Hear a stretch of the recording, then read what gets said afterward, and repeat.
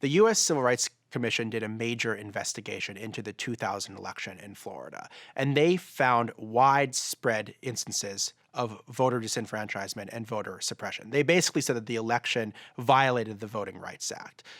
There was a dissenting opinion by Abigail Thernstrom, who was one of the conservative members of the Civil Rights Commission. Thernstrom said that the Civil Rights Commission had focused on the wrong problem, that instead of investigating voter suppression in states like Florida, they should have investigated voter fraud.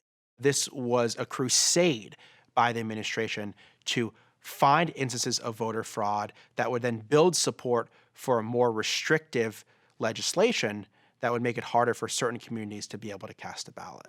People that don't have voter IDs are more likely to be Democratic-leaning voters, lower-income voters, voters of color, younger voters, whereas those that vote absentee, particularly elderly voters and members of the military, are more likely to vote for Republicans.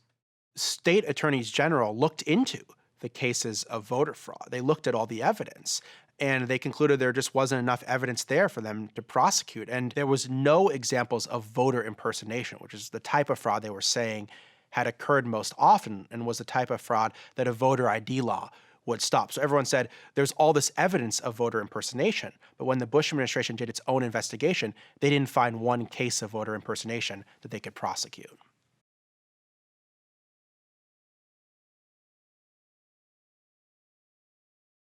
In North Carolina, Republicans and Democrats decided some years ago that all we needed was signature attestation. That's a bipartisan decision.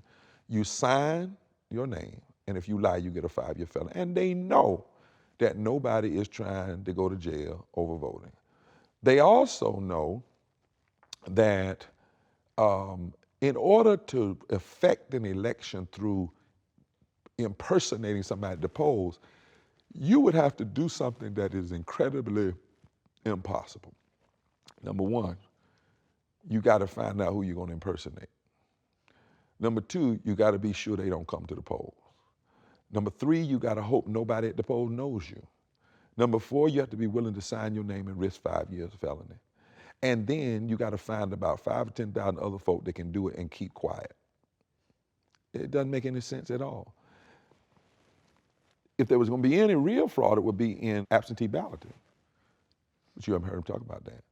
Speaker Tillis had to go on MSNBC and admit, after a reporter grilled him, they had no real evidence of fraud, that it wasn't an issue. They just felt like they needed the ID.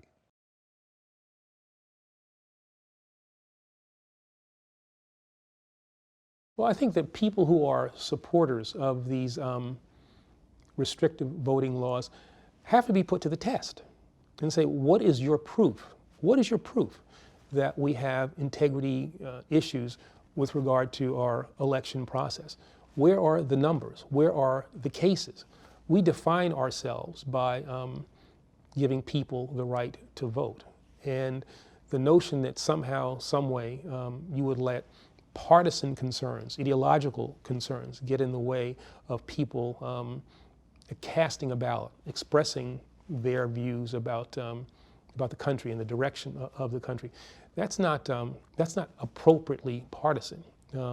That's something that is inappropriately political. And that's not what this country is about.